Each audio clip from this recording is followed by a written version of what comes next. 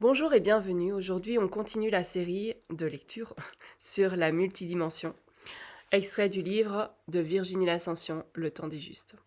Donc aujourd'hui, on va parler de la 2D. Je vous invite à regarder les vidéos les unes à la suite de l'autre pour vraiment bien appréhender ce concept de multidimension et surtout de ressentir.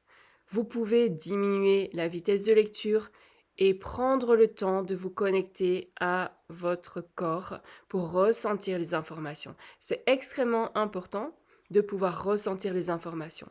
Vous prenez ce qui vous parle, vous mettez de côté le reste, mais l'important c'est vraiment d'être pleinement présent pour ressentir ce que l'information vient activer en soi. Et le reste se fera au fur et à mesure. Les compréhensions plus mentales se feront par la suite.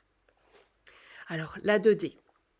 La seconde dimension, 2D, peut s'illustrer par un trait, donc une suite de points, formant ensuite par exemple un dessin, ces mots sur cette feuille. C'est un monde à plat, sans volume.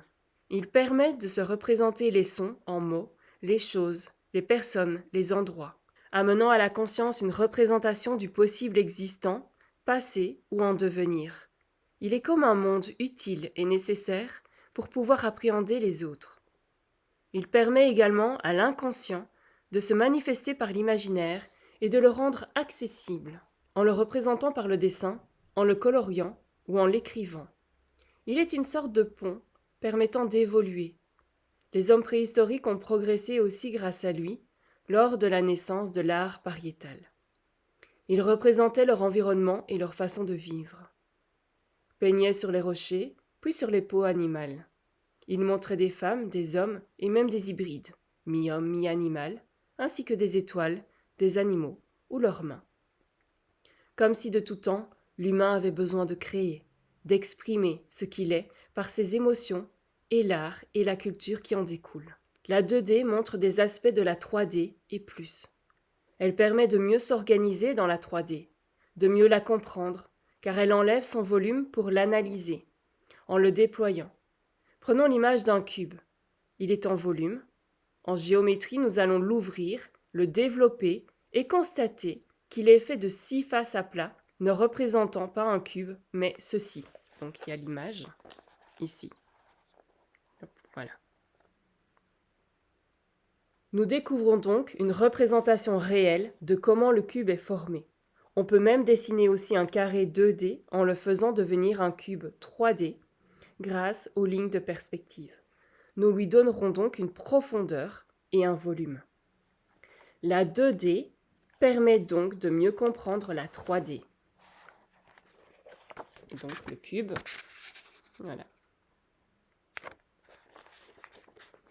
Prenez l'exemple de ce livre. Si vous regardez l'ensemble des feuilles 2D, elles forment un volume qui, lui, existe dans la 3D, car vous pouvez tourner autour de ce livre, le prendre dans un sens ou dans un autre. Il existera toujours en tant que forme livre. Idem si vous le lisez sur votre tablette. Mais si vous l'écoutez en audio, alors il prend une autre forme, à la fois dans les 3 et 4D. S'il se réduisait en poussière, devenant alors autre chose, une autre forme, son contenu serait le même, mais réduit à du très très petit, 1D. Et pourtant, cette poussière existerait bel et bien encore dans cette 3D, jusqu'à disparaître, mais où ? En 2D, cette poussière pourrait être représentée par un point ou un amas de points. Et si nous grossissions l'image à grande échelle, nous y verrions une structure complexe de 1D, dessinée en 2D, par de multiples alvéoles de plein et de vide spiralés, formant la structure de cette poussière. Son énergie de livre réduit en poussière serait-elle la même parce qu'il aurait changé de forme ? Et l'on pourrait même encore rendre presque réelles ces particules de poussière en donnant l'illusion qu'elles sortent du cadre papier par une anamorphose, une technique de dessin faite de lignes perspectives dites secrètes, permettant de dessiner en trompe-l'œil grâce à un procédé de déformation de l'image.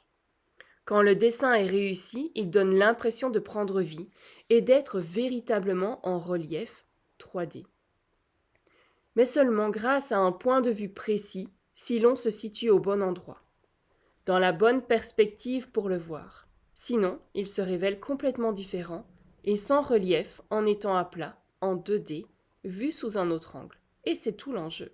Lorsque nous regardons les choses seulement sous un angle, nous en avons une seule idée, vision ou principe.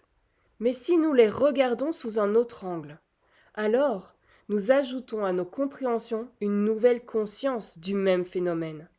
Et ainsi de suite. Si nous prenons du recul, nous voyons les choses avec plus de profondeur.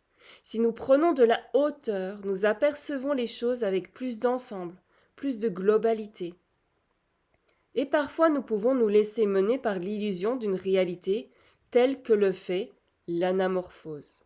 La 2D révèle la réalité perçue et ou la non-réalité perçue.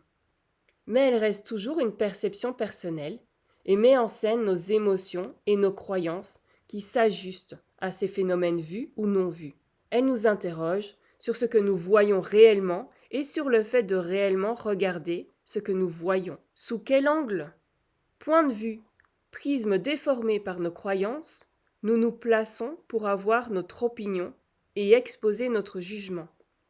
Sur quelle base de croyances observons-nous les choses, les événements et les personnes?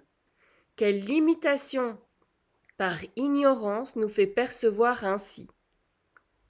Pouvons-nous avoir foi en ce que nous voyons de prime abord, ou bien nous faut-il approfondir et voir sous d'autres angles pour avoir une meilleure compréhension? La 2D nous y invite d'une humble façon. Voilà pour la 2D, on se retrouve dans une autre vidéo pour aborder la 3D.